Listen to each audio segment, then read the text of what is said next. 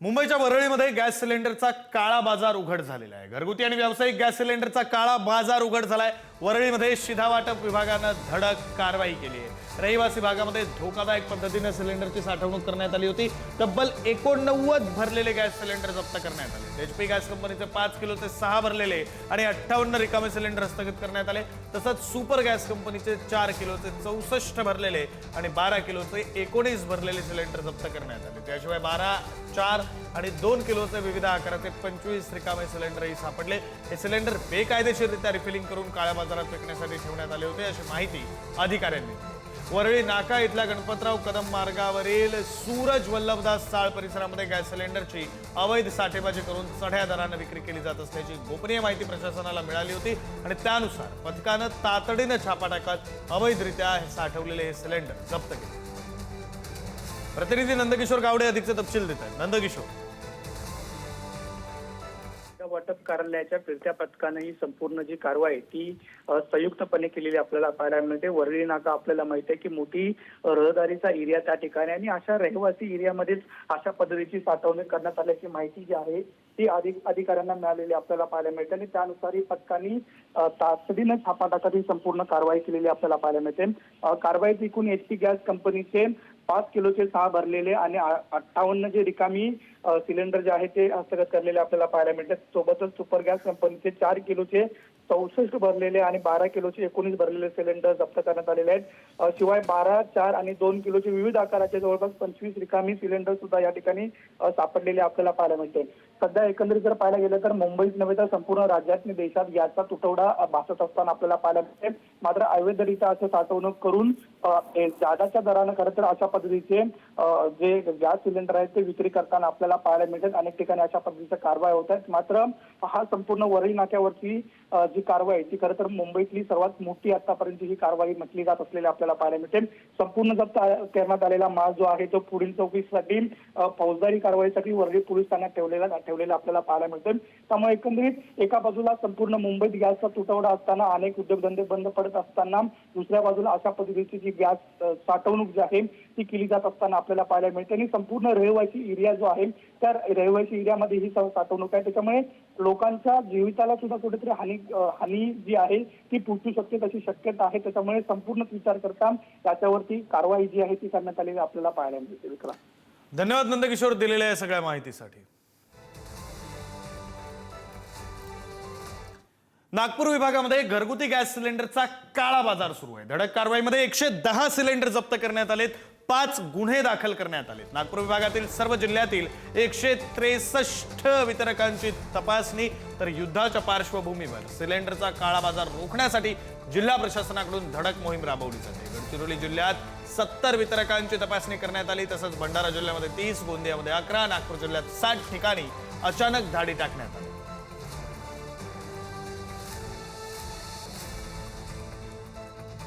भंडारा जिल्हाधिकारी कार्यालयामार्फत जीवनावश्यक वस्तू कायद्याअंतर्गत गठीत करण्यात आलेल्या विशेष पथकानं भंडारा शहरातील विविध हॉटेल आणि खानावळींवर धाड सत्र राबवलं आणि या कारवाईमध्ये व्यावसायिक कामासाठी शासन अनुदानित घरगुती गॅस सिलेंडरचा अवैध वापर होत असल्याचं धक्कादायक वास्तव समोर आलं। मोठ्या प्रमाणात मुद्देमाल जप्त करण्यात आला। कोष्टी भोजनालय इथून 1 सिलेंडर, दत्ता भाऊंची खानावळ इथून एकूण 5 सिलेंडर जप्त करण्यात आले। एकूण 3 ठिकाणी कारवाई करत 8 सिलेंडर जप्त करत जीवनावश्यक वस्तू कायद्याअंतर्गत गुन्हा दाखल करण्यात आला।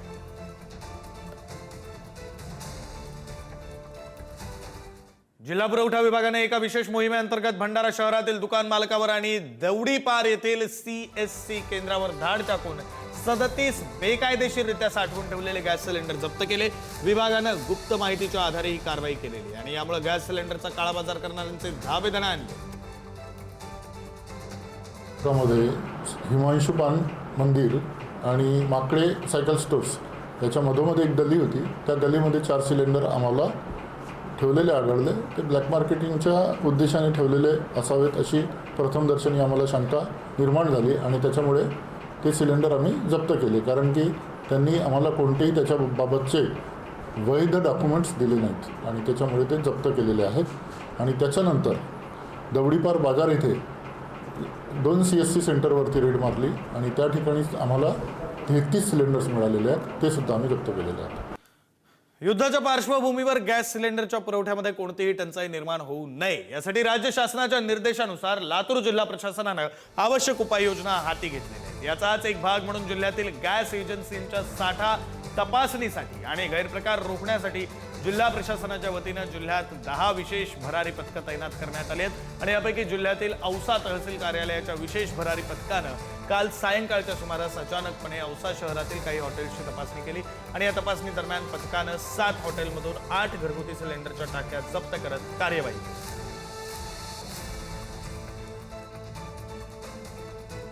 वर्ध्याच्या हिंगणघाट शहरातील नांदगाव चौक परिसरामध्ये अन्न पुरवठा विभागानं घरगुती गॅस सिलेंडरच्या व्यावसायिक वापरावर धडक कारवाई केली। भरारी पथकानं टाकलेल्या धाडीमध्ये 5 हॉटेल व्यावसायिकांकडून 7 घरगुती सिलेंडर जप्त करण्यात आले। युद्धजन्य परिस्थितीमुळे व्यावसायिक सिलेंडरच्या पुरवठ्यावर निर्बंध असताना काही ठिकाणी घरगुती सिलेंडरचा गैरवापर होत असल्याची माहिती मिळाल्यानंतर ही कारवाई करण्यात आली। नियमभंग करणाऱ्यांवर पुढेही कठोर कारवाईचा इशारा प्रशासनानं दिलेला आहे।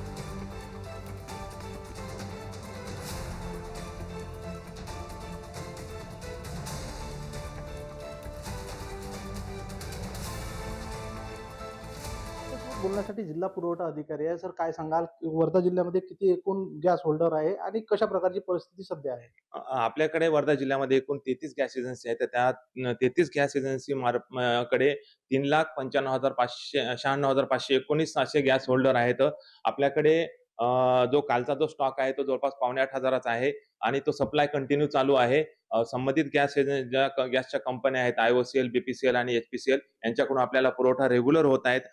फक्त जो सध्या बुकिंग होत नाहीत अशी जी नागरिकांची ओरड आहे त्याबाबत मी सर्व नागरिकांना आवाहन करू इच्छितो आणि विनंती करू इच्छितो की कृपया आपण आपला बुकिंग अगोदर आपण गॅस घेतल्याच्या नंतर डिलिव्हर झाल्याच्या नंतर जो 28 दिवसाचा कालावधी आहे त्या कालावधीच्या नंतरच आपण बुकिंग करावे। त्यामुळे त्या सॉफ्टवेअरवरती लोड येणार नाही आणि ज्यांनी अगोदर बुकिंग केलेलं आहे त्यांना सुद्धा लवकर वेळेवर गॅस सिलेंडर उपलब्ध केल्या जाईल।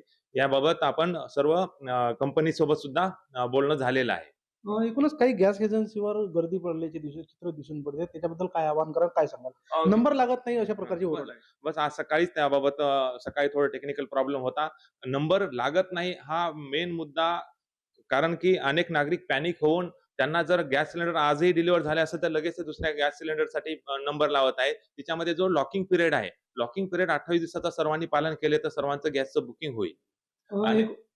आणि त्याबाबत परत आम्ही आज दुपारी 3 वाजता सर्व कंपनीच्या मॅनेजरची मीटिंग सुद्धा जिल्हा स्तरावर कॉल केलेली आहे आणि सतत आम्ही कंपनी सोबत टच मध्ये आहोत। पंकज गादगे, पुढारी न्यूज, वर्धा।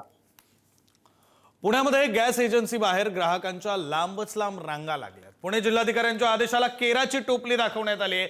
एजन्सीच्या दारात सिलेंडरचं वाटप करू नका, पूर्वीप्रमाणे घरी सिलेंडरचं वाटप करा असे आदेश जिल्हाधिकारी जितेंद्र डुडी यांनी गॅस एजन्सींना दिले होते।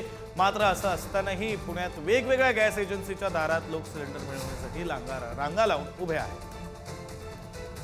असं काही नाही, कारण काय की वातावरण जे पाहतो आम्ही की सिलेंडरची टंचाई असल्यामुळे असं आम्हाला हे वाटतं, म्हणून आम्ही इथे आलो। यांचा आम्हाला त्रास होत नाही कारण हे होम डिलिव्हरी द्यायला तयार आहे, पण आमची अशी इच्छा आहे की आम्हाला सिलेंडर मिळावं म्हणून आम्ही लाईनमध्ये आलेलो आहोत। आता तुम्ही न्यूजमध्ये तर प्रत्येक वेळी अगोदर 8 दिवस अगोदरच तो तुम्ही डिक्लेअर केलं की गॅस टंचाई होणार, त्यामुळे ह्या पब्लिकांना गैरसमज झालेला टोटली प्रमाणे।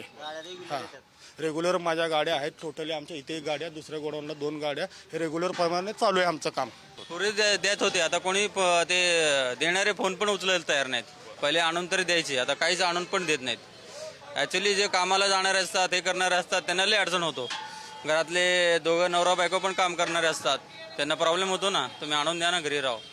10-20 रुपये जास्त घेता तर घेऊ दे, चालतंय ते, त्याच्यामुळं घरी आणून द्यायला पाहिजे। ॲक्च्युली गॅस सिलेंडर तुटवड्याचा नागपूर विमानतळावरील कॅन्टीनला सुद्धा फटका बसतोय। विमानातील नाश्ता आणि स्टाफच्या जेवणाचा प्रश्न यामुळे निर्माण होतोय। 2 ते 3 दिवसात गॅस न मिळाल्यास कॅन्टीन बंद पडण्याची शक्यता आहे। कॅन्टीन चालकाकडून व्यावसायिक गॅस सिलेंडरची मागणी करण्यात येते।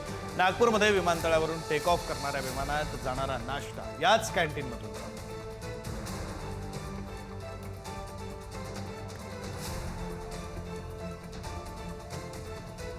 मुंबईमध्ये गेल्या अनेक दिवसांपासून गॅसचा तुटवडा जाणवतोय आणि त्यामुळे याचा फटका हा थेट हॉटेल आणि कॅन्टीनला बसतोय। अनेक ठिकाणी हॉटेल आणि कॅन्टीन बंद झालेले आहेत, तर वांद्र्यातील कलानगर परिसरातील शासकीय विश्रामगृहाचं कॅन्टीन देखील मागच्या 3 दिवसांपासून बंद आहे।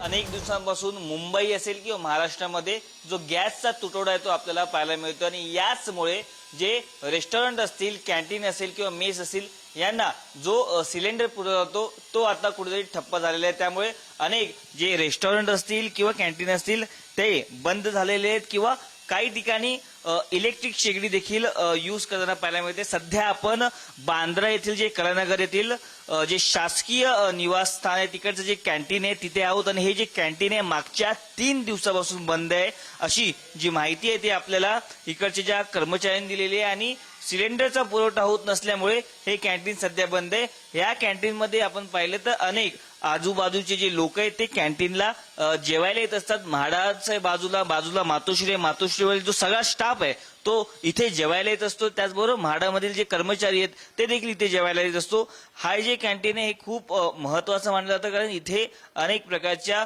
गोष्टी कॅन्टीनमध्ये मिळत असतात. त्यामुळे मुंबईत अनेक ठिकाणी जे मेस आहेत ते बंद झालेले आहेत तर काही ठिकाणी लोक आता चुलीवरचं जेवण देखील करत असताना पाहायला मिळतं आणि त्याचबरोबर लोकांनी आता इलेक्ट्रिक शेगडी देखील यूज करायला सुरुवात केली आहे. पण इकडची जर स्थिती पाहिली तर मागच्या जवळपास 3 दिवसापासून हे जे बांद्रा येथील जे कॅन्टीन आहे ते सध्या बंद आहे. त्यामुळे हे कॅन्टीन कधी सुरू होईल त्याचबरोबर इकडचे लोक कर्मचारी देखील आता गावाला देखील गेलेले आहेत. कॅमेरा पर्सन विजयसह मी पद्मेश पवार, पुढारी न्यूज, मुंबई. इराण आणि इस्रायल अमेरिका युद्धाच्या तणावातून निर्माण झालेल्या गॅस टंचाईमुळे मुंबई विद्यापीठाच्या हॉस्टेलमधील खानावळीत चुलीवर जेवण बनवण्याची वेळ आली आहे. IIT मुंबईमध्येही विद्यार्थ्यांच्या थाळीतील खाद्यपदार्थांची संख्या कमी करण्याचा निर्णय घेण्यात आलाय. तर IIT मुंबईतील मेस प्रतिनिधीनं विद्यार्थ्यांना शुक्रवारी याबाबतचे ईमेल पाठवले असून 14 मार्चपासून हे बदल लागू केले जाणार असल्याचं कळवलं आहे.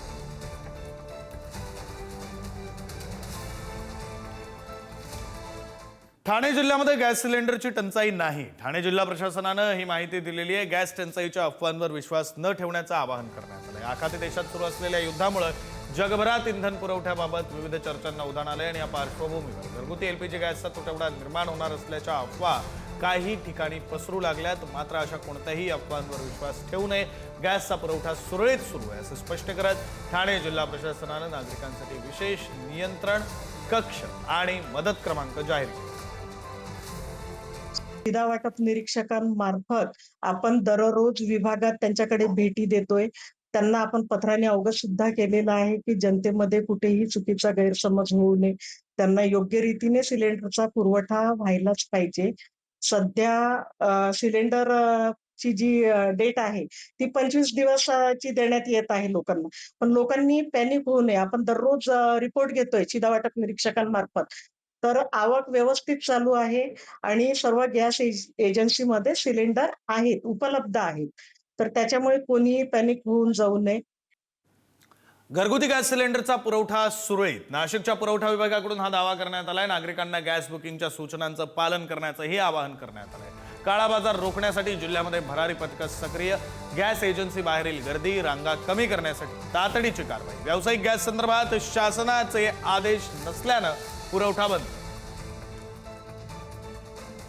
सध्या निर्बंध आहेत परंतु घरगुती गॅस जो आहे तो 100% त्याचं डिलिव्हरी होणार आहे. त्याच्यामुळे तेवढा सफिशियंट साठा आपल्याकडे आहे आणि रोज तो साठा येत असतो. त्याच्यामुळे घरगुती गॅसच्या संदर्भात कुठेही अडचण होणार नाही अशी पूर्ण सगळ्या कंपन्यांची पूर्ण शाश्वती आहे. तुमचा नंबर लागल्यानंतर तुम्हाला 2 ते 3 दिवसात OTP आल्यानंतर साधारण 2 ते 3 दिवसात तुम्हाला सिलेंडर मिळतंय. त्यामुळे कुठल्याही प्रकारचे लोकांनी पॅनिक न होता बुकिंग केलं पाहिजे. नाशिकमधील विद्यार्थ्यांचा पोषण आहाराचा प्रश्न आता मार्गी लागणार आहे. सेंट्रल किचनला घरगुती गॅस सिलेंडरचा पुरवठा केला जाणार आहे. पोषण आहार संकटात आल्याची पुढारी न्यूजनं व्यथा मांडलेली होती. नाशिक महापालिका पुरवठा अधिकाऱ्यांच्या पत्रव्यवहारानंतर अखेर तोडगा निघाला. सेंट्रल किचनला व्यावसायिक ऐवजी घरगुती गॅस सिलेंडरचा पुरवठा केला जाणार आहे. नाशिकच्या जिल्हा पुरवठा विभागाकडून तातडीचा निर्णय घेण्यात आला आहे. सुमारे 1.5 लाख विद्यार्थ्यांचा पोषण आहार आता यामुळे सुरू राहणार.